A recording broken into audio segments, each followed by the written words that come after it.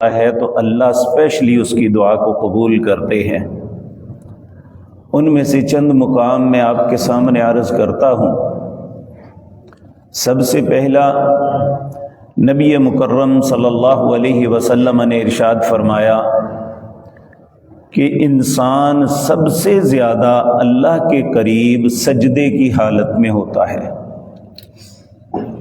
تو جب تم سجدے میں جاؤ تو فَأَكْثِرُوا فِيهِ الدُّعَاء، اپنے سجدے میں کثرت کے ساتھ دعا کیا کرو۔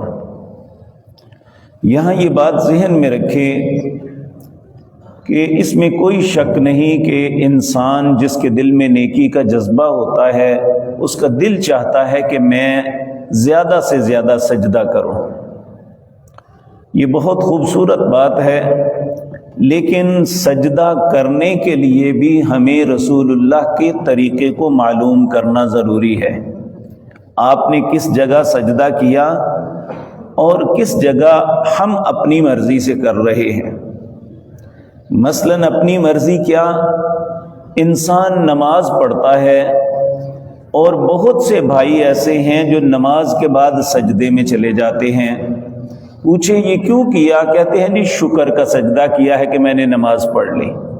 یہ رسول اللہ کا طریقہ نہیں ہے۔ جو آپ نے نماز ادا کی ہے وہی اللہ کا شکر ہے۔ تو جو رسول اللہ نے نہیں کیا، اللہ نے قرآن کریم سورۃ حجرات میں فرمایا یا ایھا الذین آمنوا لا تقدموا بین یدی اللہ ورسولہ، اے اہل ایمان، اللہ اور اس کے رسول سے آگے بڑھنے کی کوشش نہ کرنا، بلکہ 80 مرتبہ سے زیادہ مرتبہ یہ کہا ہے اطیعوا اللہ واطیعوا الرسول۔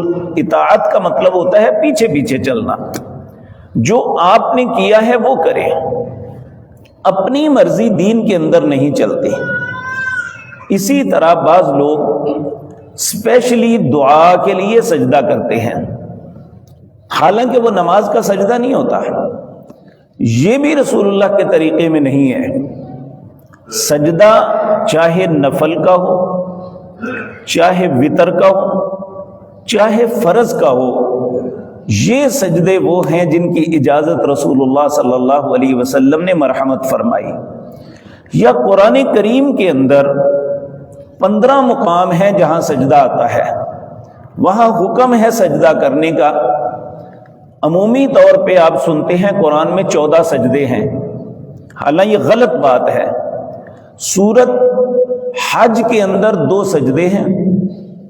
نبی مکرم صلی اللہ علیہ وسلم نے فرمایا کہ جو سورت حج کے اندر 2 سجدے نہیں کرتا وہ اسے نہ پڑھے۔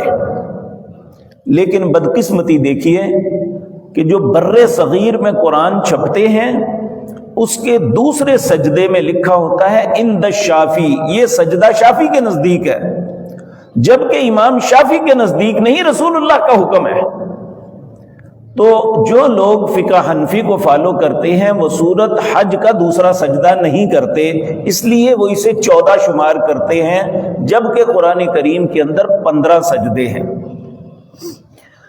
تو میرے عزیز بھائیوں، نبی کریم صلی اللہ علیہ وسلم آپ سجدے کی حالت میں بہت دعائیں کرتے ہیں۔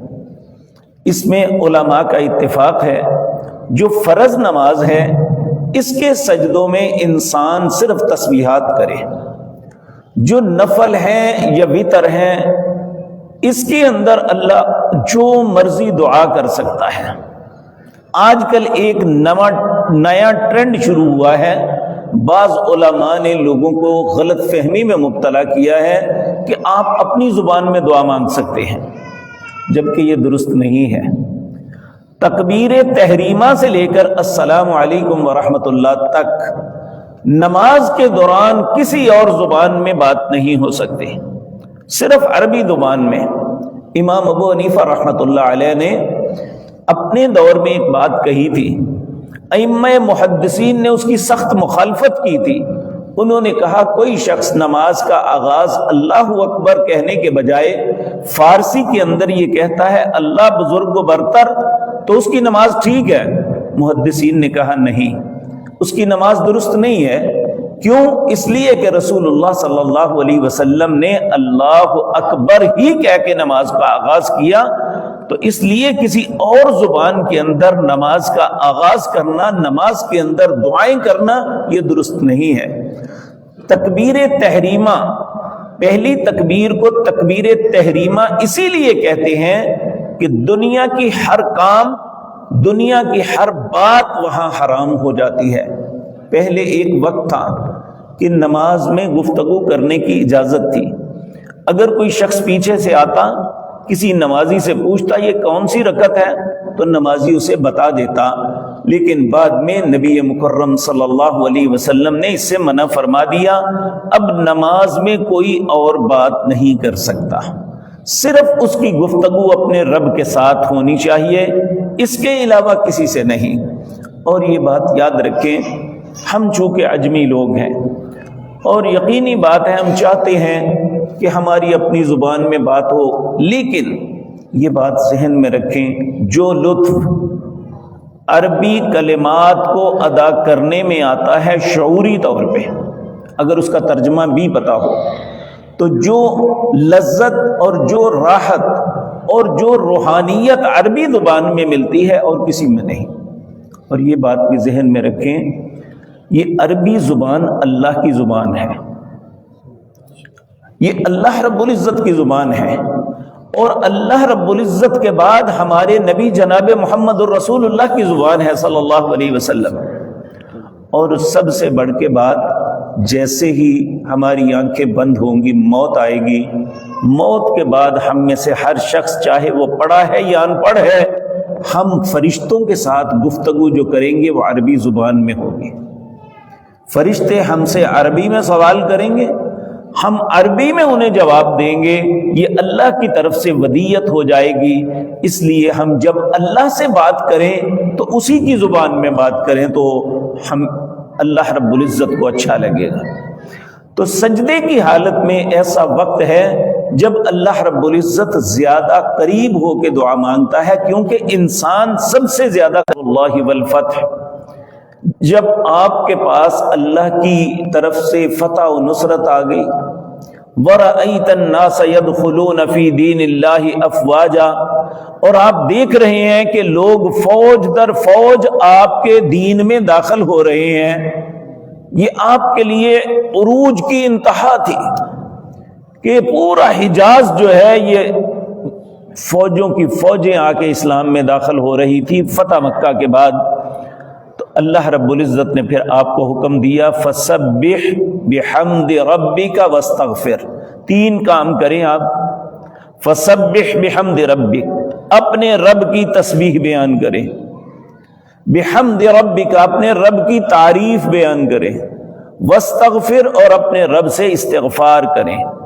پھر آپ اپنے رکوع اور سجدے میں یہ کلمات کہا کرتے تھے سبحانک اللہم ربنا وبحمدک اللہم اغفر لی، سبحانک اللہم، پاک ہے تو میرے اللہ، ربنا، تو ہمارا رب ہے، وبحمدک، تعریف کے لائق صرف تیری ذات ہے، اللہم اغفر لی، اے اللہ مجھے بخش دے۔ یہ کلمات رسول اللہ صلی اللہ علیہ وسلم سجدے میں پڑھتے ہیں۔ اسی طرح اللہ کی تسبیح میں یہ بھی کہتے سبوح قدوس ربنا ورب الملائکۃ والروح۔ اور اسی طرح نبی کریم صلی اللہ علیہ وسلم کے متعلق آتا ہے کہ سجدے کی حالت میں آپ یہ بھی کہتے اللہم لک سجدت، اے اللہ میں نے تیرے لیے سجدہ کیا ہے، وَبِكَ آمَنْتُ، میں تجھ پہ ایمان رکھتا ہوں، وَلَكَ أَسْلَمْتُ، میں تیرا فرما بردار ہوں، أَنْتَ رَبِّي، کیوں ہوں؟ تو میرا رب ہے، سجد وجہی للذی خلقہ، میں نے اپنے چہرے کو اس کے سامنے جھکا دیا، سجدہ کر دیا، سجد وجہی، اس کے چہرے کے سامنے جس نے مجھے پیدا کیا، سجد وجہی للذی خلقہ وصورہ، لوگوں کو دیکھ سکتا، بحولہ وقوتہ، نیکی اور برائی کو گھیرنے والی قوت اللہ کے علاوہ نہیں ہے۔ فتبارک اللہ احسن الخالقین، وہ بڑا ہی بابرکت ہے، اس سے بہتر پیدا کرنے والا کوئی نہیں ہے۔ تو یہ بھی رسول اللہ صلی اللہ علیہ وسلم پڑھتے۔ اسی طرح آپ یہ کلمات بھی پڑھتے، اللہم انی اعوذ برضاک من سخطک وبمعافاتک من عقوبتک واعوذ بک منک لا احصی ثناء علیک انت کما اثنیت علی نفسک۔ اے اللہ، اللہم انی اعوذ برضاک، اے اللہ جب تو مجھ پہ سختی کرنے کا ارادہ کرے تو میں تیری رضامندی کی پناہ چاہتا ہوں۔ وَبِمُعَافَاتِكَ مِنْ عُقُوبَتِكَ، جب تو مجھ سے انتقام لینے کا ارادہ کرے تو میں تیری اتنی تعریفیں ہیں جتنی تو خود چاہتا ہے۔ اسی طرح میرے عزیز بھائیو، اسلاف میں لوگ اپنے سجدے کے اندر یہ 3 دعائیں ضرور کرتے تھے۔ پہلی دعا، اللہم انی اسألک حسن الخاتمہ، اے اللہ میں تجھ سے سوال کرتا ہوں کہ میرے انجام، میرے خاتمے کو اچھا کر دینا۔ اور اسی طرح ایک دعا مانگتے تھے، اللہم انی اسألک توبۃ نصوحا قبل الموت، اے اللہ مجھے مرنے سے پہلے سچی توبہ کی توفیق بخش دینا۔ اور اسی طرح ایک دعا کرتے تھے، ربنا آتنا فی الدنیا حسنۃ وفی الآخرۃ حسنۃ وقنا عذاب النار، اے اللہ مجھے دنیا کی بلائیاں بھی دے اور آخرت کی بلائیاں بھی دے۔ حرم کے اندر ایک بزرگ درس دیتے ہیں، ان کا نام ہے ڈاکٹر وسیع اللہ عباس، یہ انڈیا سے ان کا تعلق ہے۔ 30 سال تک انہوں نے مکہ یونیورسٹی میں حدیث کا درس دیا۔ 5 ایسے امام ہیں جو ان کے شاگرد ہیں، جو حرمین کے اندر مسجد نبوی اور حرم کے اندر آج بھی امامت کے فرائض انجام دے رہے ہیں۔ ان کا ایک انٹرویو آیا، ان سے پوچھا گیا کہ کہاں انڈیا کا دور دراز ایک گاؤں، وہاں سے چل کے کعبۃ اللہ میں آپ درس دیتے ہیں، کیا بات ایسی ہوئی کہ اللہ نے آپ کو اتنا پسند کیا کہ یہاں تک پہنچا دیا؟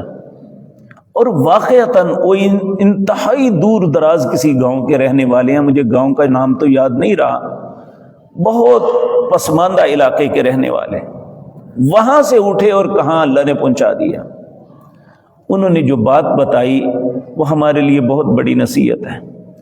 کہنے لگے، میرا زندگی کا کوئی سجدہ ایسا نہیں ہے جب میں نے اپنے والدین کے لیے سجدے میں دعا نہ کی ہو۔ دوسری، میری زندگی کا کوئی ایسا سجدہ نہیں ہے جس میں میں نے اللہ سے دنیا اور آخرت کی بھلائی نہ مانگی ہو۔ تو دنیا کی بھلائی تو ہم نے دیکھ لی کہ اللہ نے حرم کے اندر، جو اللہ کا سب سے مقدس، مطہر اور عزت والا گھر ہے، وہاں وہ ہر دن درس دیتے ہیں۔ اور مکہ کی عظیم یونیورسٹی کے اندر 30 سال تک انہوں نے حدیث کا جو اصول حدیث کا جو شعبہ تھا، بیچلر جہاں کرتے تھے، اس کے وہ سربراہ رہے۔ حدود حرم جو جن کا تعین ہوا تھا، اس کے بھی وہ سربراہ تھے۔ اللہ نے اتنی عزت سے نوازا۔ یہ دعا جو ہے یہ انسان کو بہت بلندیوں پر لے جاتی ہے۔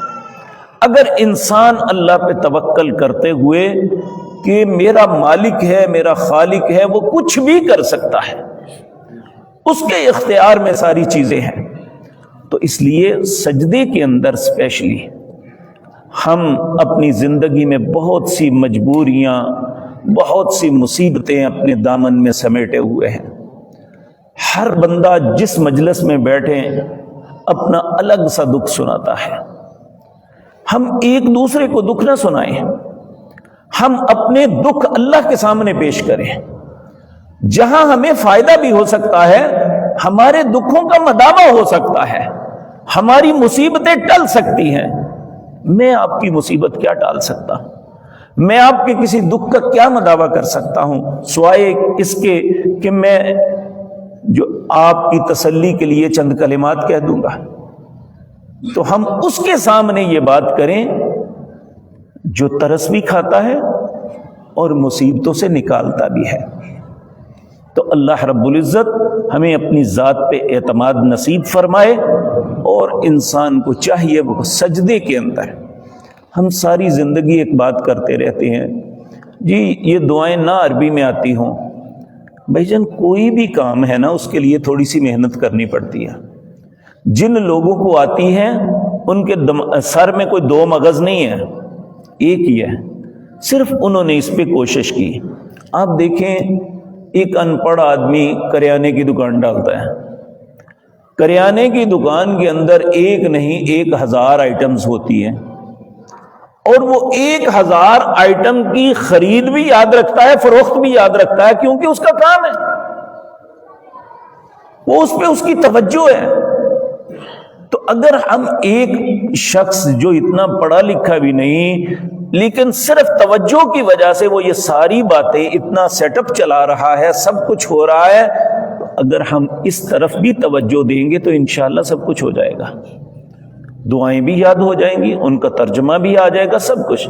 ساری زندگی یہ کہتے رہیں جی نماز جنازہ نہیں آتی کیا کریں، قنوت نہیں آتی کیا کریں، فلاں نہیں آتا، بھائی یاد کریں، ہم کچھ وقت ان چیزوں کو دیں۔ واللہ باللہ سمت اللہ، پیسہ اتنا بڑا ہماری ضرورت نہیں جتنی دعائیں ہماری ضرورت ہے۔ اگر ہمارے پاس سونے کے انبار بھی لگ جائیں تو اگر خدا نخواستہ اللہ سب کی حفاظت فرمائے ایک بیماری لگ جائے نا، اس سارے پیسے کا کوئی مزہ نہیں ہے، کوئی فائدہ نہیں اس پیسے کا۔ اگر ہم اس پیسے کو اویل ہی نہیں کر سکتے، ہمیں ہر ڈاکٹر نے ہر چیز منع کر دی ہے، یہ بھی نہیں کھانا، یہ بھی نہیں کھانا، یہ بھی نہیں کھانا، تو اس پیسے کا فائدہ۔ تو اس لیے یہ پیسے سے زیادہ ضروری ہے کہ ہم دعا کریں اللہ سے، ان دعاؤں کو یاد کریں جو ہمارے مفاد میں ہیں، جن کی ہمیں ضرورت ہے۔ اور یقینی بات ہے دنیا میں بادشاہ بھی ہے نا، وہ بھی اللہ کے سامنے مجبور و مقہور ہے، وہ بھی دعا سے مستغنی نہیں ہو سکتا۔ تو دوسرا مقام جہاں دعا اللہ اسپیشلی قبول کرتے ہیں وہ رات کا تیسرا پہر ہے۔ یہ رات کا تیسرا پہر جو ہے، اس کے متعلق اللہ رب العزت نے اپنے حبیب کریم کی زبان سے ہمیں بتایا۔ آپ نے فرمایا اللہ رات کے آخری پہر ہر دن آسمان دنیا پہ آتے ہیں، اور اس وقت وہ خود 3 باتیں پکار کے لوگوں کو کہتے ہیں۔ کوئی ہے مجھ سے دعا مانگنے والا، میں اس کی دعا کو قبول کروں، کوئی ہے اپنی مصیبتوں کے مداوے کے لیے التجا کرنے والا، میں اسے مصیبتوں سے نکال دوں، کوئی ہے مجھ سے رزق مانگنے والا، میں اسے رزق عطا کر دوں۔ نبی کریم صلی اللہ علیہ وسلم نے فرمایا اس لیے میں تمہیں نصیحت کرتا ہوں جب یہ سحری کا وقت ہو، یعنی رات کا تیسرا پہر، تو اللہ کے ذکر کے لیے اٹھ جاؤ، کیونکہ اس وقت اللہ آپ کو دینا چاہتا ہے۔ کہا جو ایسے وقت میں سویا رہتا ہے وہ قسمت والا نہیں ہے۔ تو ایسے وقت میں اٹھ کے اللہ رب العزت سورت انسان میں فرماتے ہیں وَمِنَ اللَّيْلِ فَاسْجُدْ لَهُ، اس رات کو ضرور سجدہ اللہ کے سامنے کیا کرو۔ وَمِنَ اللَّيْلِ فَاسْجُدْ لَهُ وَسَبِّحْهُ لَيْلًا طَوِيلًا، یہ رات بڑی لمبی ہے، یہ لمبی رات میں، اور ایک سحری کے وقت اللہ کو جو بہت محبوب بات لگتی ہے وہ استغفار ہے۔ سورت زاریات میں اللہ فرماتے ہیں وَبِالْأَسْحَارِ هُمْ يَسْتَغْفِرُونَ، وہ سحری کے وقت استغفار کرتے ہیں، اور انسان کی زبان سے استغفار کا کلمہ نکلتا ہے اللہ اسے معاف کر دیتے ہیں۔ اور نبی کریم صلی اللہ علیہ وسلم، ایک ہوتی ہے تہجد اس وقت پڑھنی، تہجد کی 8 رکھتے ہیں، اس کے متعلق اللہ نے قرآن میں فرمایا وَمِنَ اللَّيْلِ فَتَحَجَّدْ بِهِ نَافِلَةً لَكَ، میں نے تہجد تمہارے لیے نفل بنائی ہے۔ نفل کا مطلب ہے اگر پڑھیں گے تو اس کا ثواب ہے، نہ پڑھیں گے تو گناہ نہیں ہے۔ لیکن جو پڑھے گا اسے کیا ملے گا؟ اللہ کہتے ہیں عسیٰ ان یبعثک ربک مقاما محمودا، تیرا رب مقام محمود عطا کر دیں گے۔ اگر انسان کو استطاعت نہیں ہے کہ وہ تہجد پڑھ سکے تو وہ صرف 2 رکعتیں ادا کر لے۔ نبی کریم صلی اللہ علیہ وسلم نے فرمایا جو فجر کی اذان سے پہلے 2 رکعتیں پڑھتا ہے نا، وہ مرد ہے یا عورت، اگر خامد ہے تو بیوی کو اٹھاتا ہے، اگر نہیں اٹھتی تو پانی کا چھنٹا مارتا ہے، اگر بیوی ہے تو اپنے خامد کو اٹھاتی ہے، تو دونوں یا 2 رکعتیں پڑھتے ہیں۔ اور اس کی یہ نہیں کہا یہ بہت لمبی ہوں، جو انسان کی استطاعت ہے وہ پڑھ لے۔ تو جب یہ 2 رکعتیں فجر کی اذان سے پہلے پڑھ لیتا ہے، اللہ اسے والذاکرین اللہ کثیرا والذاکرات، کثرت کے ساتھ ذکر کرنے والے مردوں اور عورتوں میں شامل کر لیتے ہیں۔ تو اس لیے ہمیں ان اوقات کی قدر کرنی چاہیے۔ یہ وہ وقت ہیں جب اللہ دعا کو رد نہیں کرتے۔ اسی طرح کچھ اور مقام ہیں جو رسول اللہ صلی اللہ علیہ وسلم نے ہمیں تعلیم فرمائے۔ اللہ نے زندگی اور توفیق دی تو انشاءاللہ بتدریج عرض کروں گا۔ اقول قولی ھذا استغفر اللہ لی ولکم۔